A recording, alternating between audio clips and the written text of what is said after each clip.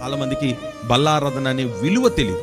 క్రీస్తు యేసు రక్తంలో శరీరంలో పాలు పొందే విలువ చాలా మందికి తెలియక చాలా నిర్లక్ష్యం. ఏముందలే ఈ నెల కాకపోతే వచ్చే నెల ఇంకో వేరే స్థలానికి పోతే ఎవరికి పడితే వాళ్ళకి ఇస్తారు కదా, అక్కడ పోయి తీసుకుందాంలే.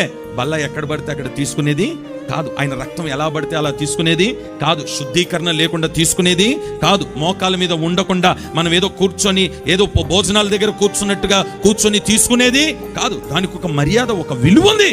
యేసు క్రీస్తు రక్తం పరిశుద్ధమైన రక్తం, ప్రతి పాపిని కడగగలిగిన రక్తం. యూదా చెడ్డ ఆలోచనలతో ఆయన రక్తంలో పాలు పొందినాడు.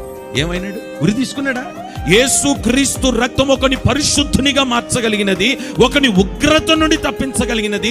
అదే యేసు క్రీస్తు రక్తాన్ని సరైన రీతిలో గాని పాలు పొందకపోతే, తీసుకోకపోతే వాడిని ఉరి శిక్షగా మారుతుంది. ఇంత ఇచ్చేదానికి ఇంత మాటలా అని మీరు అనుకోవద్దు. ఇంతే గాని అది ఉరి తాడవచ్చు, అది దీవెనకరంగా మార్చవచ్చు. దేనితోనైనా తమాషా వేయొచ్చు, కానీ ఆయన రక్తంతో, ఆయన శరీరంతో, బల్లారథంతో తమాషా వేయకూడదు.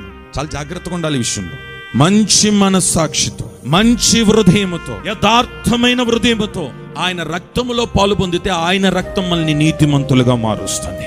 మనస్సాక్షి సరిగా లేకుండా, హృదయం సరిగా లేకుండా, మాటలు సరిగా లేకుండా, ఇంట్లో భార్య భర్తల మధ్యలో గొడవలు పెట్టుకొని నోటి నిండా బూతులు మాట్లాడి ఇక్కడికి వచ్చి రక్తంలో పాలు పొందితే అదే రక్తానికి ఉరిగా మారుతుంది. ఆయన రక్తంలో పాలు పొందే వాళ్ళు అశ్రద్ధగా పాలు పొందొద్దు, నిర్లక్ష్యంగా పాలు పొందొద్దు, అపవిత్రమైన చేతులతో పాలు పొందొద్దు, మనస్సాక్షిని సరి చేసుకోకుండా, హృదయాన్ని సరి చేసుకోకుండా పాలు పొందొద్దు.